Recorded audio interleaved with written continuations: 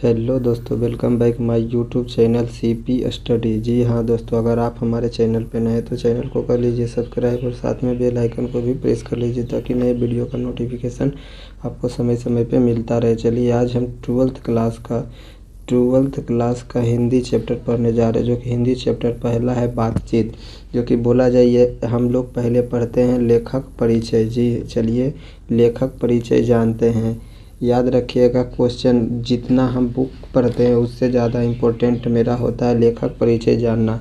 क्योंकि सबसे पहला क्वेश्चन पूछा जाता है कि बातचीत जो है, बातचीत पाठ की कौन सी विद्या है। तो याद रखिएगा, बातचीत जो है पाठ की विद्या एक निबंध, यानी कि बातचीत पूछा जाएगा कि आपसे बातचीत क्या है, तो याद रखिएगा बातचीत जो है एक निबंध है।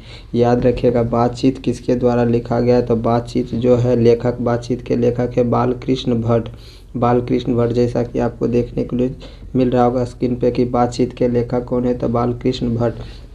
दूसरा बाल पूछा जाएगा कि बातचीत के लेखक जो है बालकृष्ण भट्ट किस काल के कवि थे। तो याद रखिएगा बातचीत जो है, बातचीत के लेखक जो है बालकृष्ण भट्ट जो है आधुनिक काल के लेखक थे। जैसा कि आप लोगों को स्क्रीन पे दिख रहा होगा बातचीत के लेखक हैं बातचीत के लेखक है बालकृष्ण भट्ट। दूसरा क्वेश्चन पूछा जाएगा कि बातचीत जो है, बातचीत के लेखक बालकृष्ण भट्ट किस काल के कवि थे, तो आधुनिक काल के।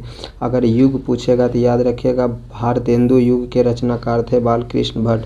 अगर बालकृष्ण भट्ट का जन्म आपसे पूछा जाएगा तो 23 जून 1844। बालकृष्ण भट्ट का जन्म 23 जून 1844। इनका निवास स्थान था इलाहाबाद उत्तर प्रदेश। इलाहाबाद उत्तर प्रदेश इनका निवास स्थान, इलाहाबाद उत्तर प्रदेश यानी यूपी में इनका निवास स्थान था। यूपी में ही एक ज़िला है इलाहाबाद, जो कि वहीं पे इनका जन्म निवास स्थान था। और अगर इनके माता का नाम पूछा जाए तो माता का नाम है पार्वती देवी। इनके माता का नाम है पार्वती देवी और पिता के नाम है बेनी प्रसाद भट्ट। जो कि बेनी प्रसाद भट्ट एक व्यापारी थे, पेशे से क्या थे, तो व्यापारी थे। पूछा जाएगा एग्जाम में कि बालकृष्ण भट्ट के पिताजी बेनी प्रसाद जो हैं, बेनी प्रसाद भट्ट पेशे से क्या थे, तो याद रखिएगा बेनी प्रसाद भट्ट जो है पेशे से एक व्यापारी थे। याद रखिएगा उनके माता ने ही बालकृष्ण भट्ट के मन में अध्ययन की रुचि एवं लालसा जगाई थी। यह क्वेश्चन पूछेगा कि बालकृष्ण भट्ट के मन में अध्ययन की रुचि कौन जगाई थी, तो उनकी माता जी जगाई थी। उनकी माता का नाम क्या है, तो पार्वती देवी। यानी क्वेश्चन पूछा जाएगा बालकृष्ण भट्ट की माता का क्या नाम है, तो माता का नाम है पार्वती देवी। पिता का नाम है बेनी प्रसाद भट्ट। जो कि बेनी प्रसाद भट्ट जी पेशे से क्या थे, तो एक व्यापारी थे। उनके माता ने ही बालकृष्ण भट्ट के मन में अध्ययन की यानी कि पढ़ने की इच्छा जताई थी। अब यहाँ से क्वेश्चन पूछेगा शिक्षा और दीक्षा के बारे में जानते हैं। प्रारंभ में संस्कृत का अध्ययन किए थे एवं 1867 में प्रयाग के मिशन स्कूल से एंट्रेंस की परीक्षा दिए थे। क्वेश्चन पूछा जाएगा कि बालकृष्ण भट्ट जी जो थे प्रयाग के मिशन स्कूल से एंट्रेंस की परीक्षा कब दिए थे, तो 1867 में। याद रखिएगा 1867 में दिए थे। उसके बाद इनकी वृत्तियाँ को पढ़ते हैं। तो याद रखिएगा वृत्ति यानी कि कुछ कार्य है, जो कि याद रखिएगा 1869 से 1875, 1869 से 1875 तक प्रयाग के मिशन स्कूल में अध्ययन का कार्य किए थे, अध्यापन का कार्य किए थे, यानी कि वहाँ पे पढ़ाने का कार्य किए थे। तो कौन सा स्कूल में, तो प्रयाग के मिशन स्कूल में अध्यापन का कार्य किए थे, यानी कि पढ़ाने का कार्य किए थे। नेक्स्ट आगे चलते हैं। 1885 में प्रयाग की कायस्था पाठशाला इंटर कॉलेज में अध्यापक नियुक्त हुए थे। 1888 में भी प्रयाग के कायस्था पाठशाला इंटर कॉलेज में अध्यापक के रूप में नियुक्त हुए थे, यानी कि 1888 में कायस्था पाठशाला इंटर कॉलेज में इनका नौकरी लगा था। किंतु स्वभाव उग्र रहने के कारण नौकरी छोड़नी पड़ी और उसके बाद लेखन कार्य पर ही निर्भर हो गए। यानी कि बोला जाए तो 1888 में बालकृष्ण भट्ट का कायस्था पाठशाला इंटर कॉलेज में मतलब अध्यापक के रूप में नियुक्त हुए थे, लेकिन इनका उग्र स्वभाव था, बहुत जल्दी गुस्सा हो जाते थे, इसीलिए उग्र स्वभाव के कारण इनको नौकरी छोड़ना पड़ा। उसके बाद नौकरी छोड़ने के बाद लेखन कार्य में पर ही निर्भर हो गए, अपने लिखने का कार्य करने लगे। नेक्स्ट चलते हैं, आगे चलते तो रचनात्मक सक्रियता यानी कि भारतेंदु हरिश्चंद्र की प्रेरणा से। याद रखिएगा भारतेंदु हरिश्चंद्र की प्रेरणा से हिंदी वर्धनी सभा प्रयाग की ओर से हिंदी प्रदीप नामक मासिक पत्रिका निकालना प्रारंभ किया। इसे वे 33 वर्षों तक चलाते रहे। याद रखिएगा, आपसे क्वेश्चन पूछा जाएगा कि हिंदी प्रदीप नामक मासिक पत्रिका कौन निकाले थे, तो याद रखिएगा बालकृष्ण भट्ट निकाले थे। इसे वो 33 वर्षों तक चलाते रहे। इसे वो कितने वर्षों तक चलाते रहे, तो याद रखिएगा 33 वर्षों तक चलाते रहे। क्या चीज़, तो हिंदी प्रदीप मासिक पत्रिका। हिंदी प्रदीप मासिक पत्रिका सबसे पहला क्वेश्चन पूछा जाएगा कि हिंदी प्रदीप नामक मासिक पत्रिका कौन निकाले थे, तो याद रखिएगा बालकृष्ण भट्ट। उसके बाद बोला जाएगा कि कितने वर्षों तक चलाते रहे, तो याद रखिएगा 33 वर्षों तक चलाते रहे। क्या चीज़, तो हिंदी प्रदीप मासिक पत्रिका। नेक्स्ट आगे पढ़ते हैं, तो बोला जा रहा है कि भट्ट जी ने 1886 में, कब, तो भट्ट जी ने 1886 में भट्ट जी ने 1886 में लाला श्रीनिवास दास के संयोजिता स्वयंवर की कठोर आलोचना की है। तो क्वेश्चन पूछा जाएगा कि बालकृष्ण भट्ट ने लाला श्रीनिवास दास के संयोजिता की स्वयंवर की कठोर आलोचना कब किए थे, तो आदि रखिएगा 1886 में। कब किए थे, तो 1886 में किए थे। किसकी आलोचना किए थे, तो श्रीनिवास दास के संयोगिता स्वयंवर की कठोर आलोचना किए थे। ठीक है, चलिए नेक्स्ट। अब यहाँ से इनका कुछ उपन्यास है जो कि याद रखिएगा हम लोग लेखक परिचय पढ़ रहे हैं। एग्जाम में लेखक परिचय, चाहे कोई भी हिंदी का कोई भी चैप्टर हो, अगर कुछ पूछे, चाहे न लेखक परिचय से एग्जाम में क्वेश्चन पूछता है। इसीलिए सब कुछ पढ़ने के लिए भूल जाइएगा, लेकिन लेखक परिचय को पढ़ना मत भूलिएगा। चलिए यहाँ से उपन्यास जानते थे। याद रखिएगा रहस्य कथा, यानी पूछा जाएगा कि रहस्य कथा उपन्यास जो है किनकी रचना है, तो किनकी उपन्यास है, तो याद रखिएगा बालकृष्ण भट्ट की। उसके बाद बोला जा रहा है नूतन ब्रह्मचारी किनकी रचना है, तो या तो किनकी उपन्यास है, तो बालकृष्ण भट्ट की। 100 अजान 1 सुजान किनकी उपन्यास है, तो बालकृष्ण भट्ट की। उसी तरह से बोल सकते हैं गुप्त वैरी किसकी उपन्यास है, तो बालकृष्ण भट्ट की। उसी के बाद बोला जा रहा है रसातल यात्रा उचित दक्षिणा किसकी है उपन्यास, तो बालकृष्ण भट्ट की। हमारी घड़ी किसकी उपन्यास है, तो बालकृष्ण भट्ट की। उसके बाद बोला जा रहा है सद्भाव का अभाव किसकी उपन्यास है, तो बालकृष्ण भट्ट की।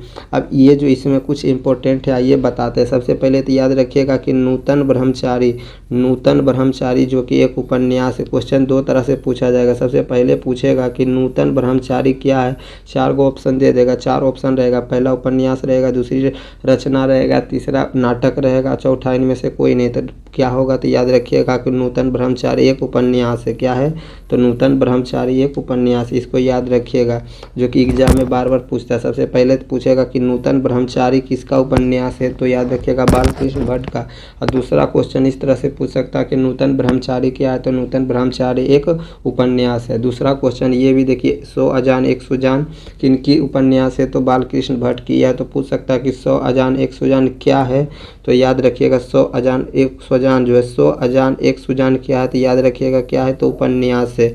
याद रखिएगा ये इंपॉर्टेंट हम बता रहे हैं कि पहला है नूतन ब्रह्मचारी और दूसरा 100 अजान 1 सुजान। ये दोनों वीवीआई इंपॉर्टेंट है। ये ऑब्जेक्टिव में पूछा ही जाता है कि याद रखिएगा ये दोनों की उपन्यास की रचना कौन की है, तो याद रखिएगा बालकृष्ण भट्ट। उसके बाद आइए नाटक को जानते हैं। सबसे पहले तो इम्पोर्टेंट इसमें है पद्मावती। क्वेश्चन पूछा जाएगा कि पद्मावती जो नाटक है किनके द्वारा लिखा गया है, तो याद रखिएगा बालकृष्ण भट्ट के द्वारा। किसके द्वारा लिखा गया है, तो बालकृष्ण भट्ट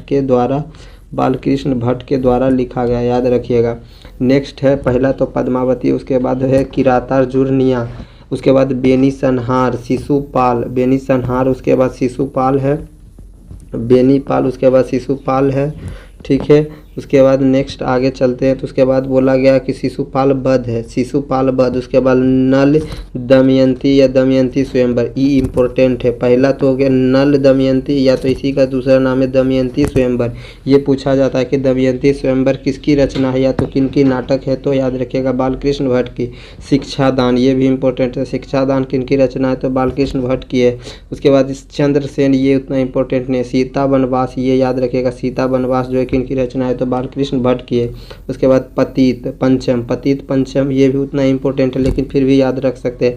मेघनाद वध है, उसके बाद मेघनाद वध है। कट्टर सूम की एक नकल, बृहतल्ला, उसके बाद इंग्लैंडेश्वरी, भारत जननी भारतवर्ष। उसके बाद बोला जाए 2 दूरदेशी, उसके बाद 1 रोगी और 1 वैद्य। रेल का विकट खेल इम्पोर्टेंट यहाँ ये है कि रेल का विकट खेल किनका नाटक है, तो याद रखिएगा रेल का विकट खेल किनका नाटक है, तो बालकृष्ण भट्ट का है। किनका है, तो बालकृष्ण भट्ट का है। रेल का विकट खेल बालकृष्ण भट्ट का। चलिए आइए इम्पोर्टेंट हम बताते हैं। सबसे पहले तो याद रखिएगा उपन्यास में इम्पोर्टेंट है नूतन ब्रह्मचारी। पहला इम्पोर्टेंट है नूतन ब्रह्मचारी, मोस्ट VVI। नूतन ब्रह्मचारी किनका उपन्यास है, तो याद रखिएगा बालकृष्ण भट्ट का। दूसरा क्वेश्चन पूछ सकता है कि नूतन ब्रह्मचारी जो है क्या चीज़ है, तो याद रखिएगा नूतन ब्रह्मचारी एक उपन्यास है। दूसरा क्वेश्चन यहाँ से ये पूछ सकता है कि सुजान किनकी रचना है या तो किनकी उपन्यास है, तो याद रखिएगा बालकृष्ण भट्ट। दूसरा नाटक में आते पद्मावती इम्पोर्टेंट है। उसके बाद बोला जाए तो दमयंती स्वयंवर इम्पोर्टेंट है। सीता वनवास इम्पोर्टेंट है।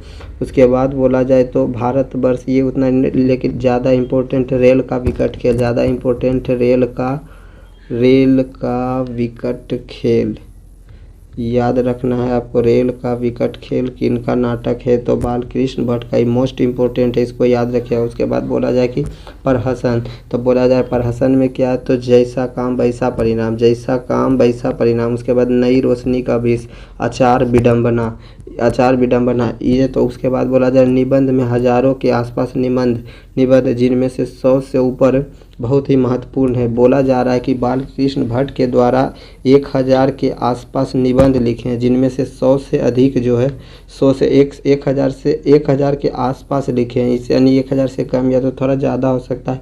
ये क्या लिखे हैं, तो निबंध लिखे। अगर लेकिन ज़्यादा बोला जाए कि इनमें से सबसे ज़्यादा महत्वपूर्ण निबंध कितने लिखे हैं, तो 100 प्लस लिखे हैं निबंध, जो कि बहुत ही महत्वपूर्ण है। उसके बाद एक यहाँ से ऑब्जेक्टिव क्वेश्चन पूछा जाएगा कि रामचंद्र शुक्ल ने बालकृष्ण भट्ट को अंग्रेजी साहित्य के एडिशन और स्टील की श्रेणी में रखा। क्वेश्चन पूछा जाएगा कि रामचंद्र शुक्ल ने बालकृष्ण भट्ट को अंग्रेजी के साहित्य स्टील में मतलब स्टील की श्रेणी में कौन रखे हैं, तो एडिशन और स्टील की श्रेणी में रखे हैं। यानी कि बोला जा सकता है कि बालकृष्ण भट्ट को अंग्रेजी साहित्य के एडिशन और स्टील की श्रेणी में कौन रखे, तो रामचंद्र शुक्ल रखे हैं। ये भी इम्पोर्टेंट है, याद रखिएगा।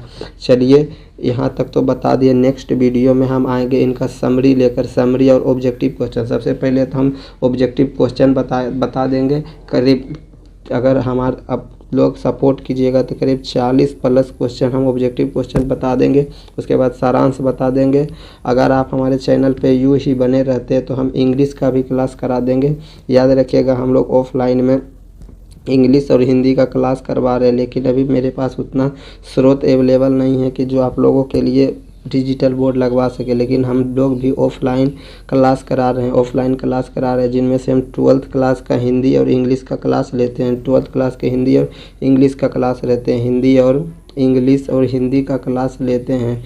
ठीक है ना। अगर आप हमारे चैनल पे बने रहते हैं, हम लोग हमको सपोर्ट करते हैं, तो हम कुछ आप लोगों के लिए बेहतर करेंगे, याद रखिएगा। चलिए, thanks for watching this video. अगर ज़्यादा से ज़्यादा आप लोग इस वीडियो को शेयर कीजिए, चैनल को सब्सक्राइब करिए और आप लोग जो है मुझे सपोर्ट कीजिए। चलिए, थैंक्स।